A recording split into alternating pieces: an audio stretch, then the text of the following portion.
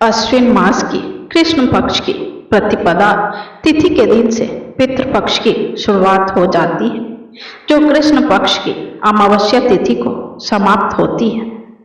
इस साल पितृपक्ष 17 सितंबर से शुरू हो रही है और 2 अक्टूबर को समाप्त हो रही है। इस दौरान पितरों की आत्मा की शांति के लिए उनका तर्पण और पिंडदान किया जाता है। धार्मिक मान्यता अनुसार पितृपक्ष में सभी प्रकार के मांगलिक व शुभ कार्य वर्जित होते हैं। शास्त्रों में देवी देवताओं की पूजा के साथ पूर्वजों की पूजा वर्जित है। ऐसे में अब सवाल उठता है कि पितृपक्ष में देवी देवताओं की पूजा करनी चाहिए या नहीं। आइए जानते हैं इसके बारे में। शास्त्रों के अनुसार मनुष्य जीवन में 3 ऋण मुख्य हैं। ये हैं देव ऋण, ऋषि ऋण और पितृ ऋण। इसमें से देव ऋण यज्ञ आदि द्वारा, ऋषि ऋण स्वास्थ्य और पितृ ऋण को श्राद्ध द्वारा उतारा जाता है।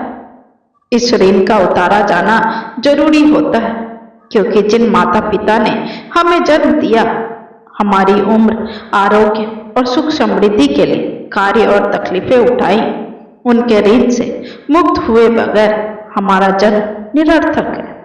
पितृपक्ष में जब सूर्य कन्या राशि में होता है, तब पितृलोक से पृथ्वी पर पितर इस आशा के साथ आते हैं कि उनके पुत्र पौत्र उन्हें पिंडदान कर संतुष्ट करेंगे।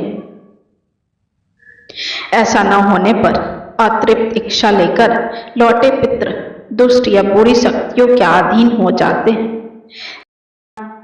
जिसके चलते बुरी शक्तियों द्वारा पितरों के माध्यम से परिवारजनों को कष्ट देने की आशंकाएं बढ़ जाती है।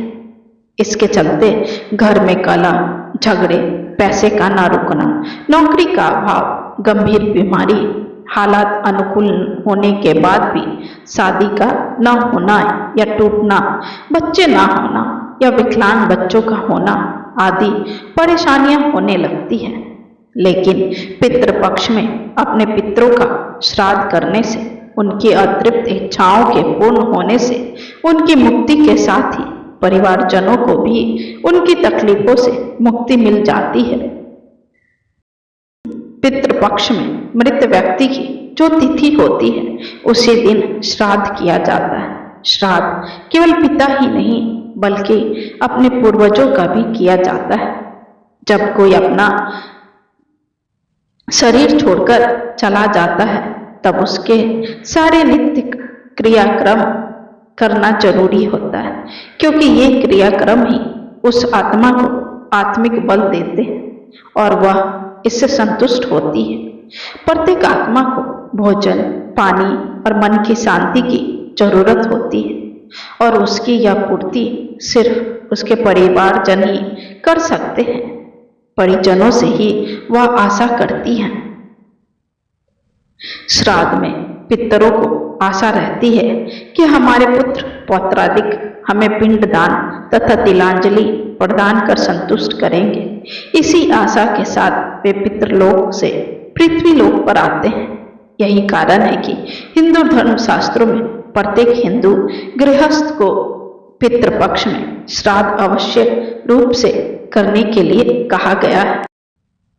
अन्य कई कार्य भी श्रद्धा पूर्वक किए जाते हैं, लेकिन यहाँ श्राद्ध का तात्पर्य पितृपक्ष अश्विन कृष्ण पक्ष प्रतिपदा से अमावस्या तक में पितरों के निमित्त किए जाने वाले तर्पण और पिंडदान से है।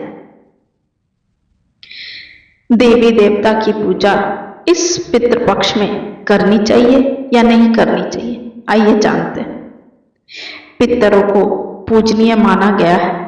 पितृ लोग पितृपक्ष के दौरान धरती पर वास करते हैं। ऐसे में इस दौरान पितरों की पूजा करना बेहद कल्याणकारी माना गया है। लेकिन अब आपके मन में सवाल उठ रहा होगा कि पितृपक्ष के दौरान देवी देवता की पूजा करनी चाहिए कि नहीं। तो हम आपको बता दें कि पितृपक्ष में प्रतिदिन की तरह ही पूजा करनी चाहिए, क्योंकि पितृ देव हमारे लिए जरूर पूजनीय हैं, लेकिन हमारे ईश्वर से उच्च नहीं है, इसलिए पूजा करना चाहिए। अब आइए जानते हैं किन बातों का ध्यान रखें पितृपक्ष में। नंबर 1, घर की मंदिर में देवी देवताओं की प्रतिमा के साथ पूर्वजों की तस्वीर न लगाएं। ऐसा करने से घर में नकारात्मक ऊर्जा का वास होता है और घर में वास्तु दोष लगता है। नंबर 2, वास्तु शास्त्र के अनुसार पितरों की तस्वीर हमेशा घर में इस तरह लगाएं कि जहां उनका मुख दक्षिण दिशा की तरफ रहे। नंबर 3, वास्तु के अनुसार घर में पितरों की एक से अधिक तस्वीर नहीं होनी चाहिए।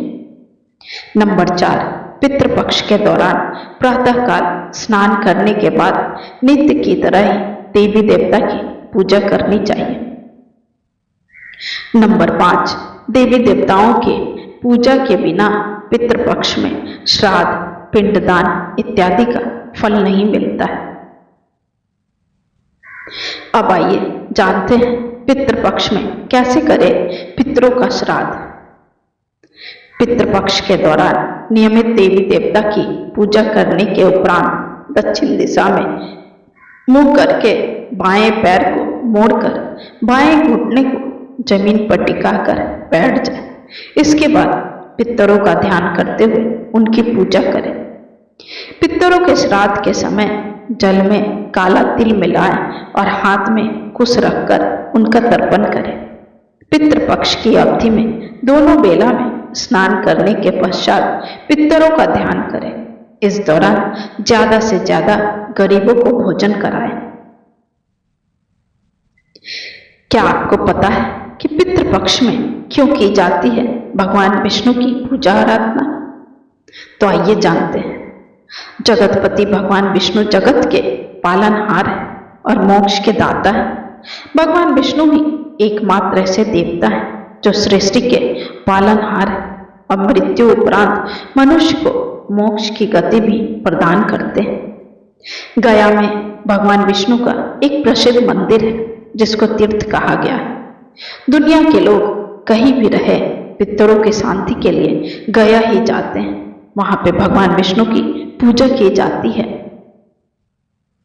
इसके साथ ही अगर व्यक्ति अकाल मृत्यु से मरता है तो नारायण बलि की पूजा होती है। उस नारायण बलि में भगवान विष्णु अधिपति है। धार्मिक ग्रंथों के अनुसार पितृपक्ष में विष्णु लोक की अनुमति से विष्णु लोक से सारे पितृ छोड़े जाते हैं, अपने परिजनों के पास जाते हैं। उनके परिजन अपने सामर्थ्य शक्ति के अनुसार पिंडदान, तर्पण इत्यादि कर्म करते हैं। आइए अब जानते हैं पितृपक्ष में भूल कर भी ना करें ये काम। पितृपक्ष के इन 16 दिनों में कोई नई वस्तु जैसे मकान, वाहन, कपड़े आदि खरीदना वर्जित माना जाता है। वहीं इस दौरान दान का विशेष महत्व बताया गया है। 16 श्राद्ध में दान करने से हमारे पुरखे प्रसन्न होते हैं और खुशहाली का आशीर्वाद प्रदान करते हैं।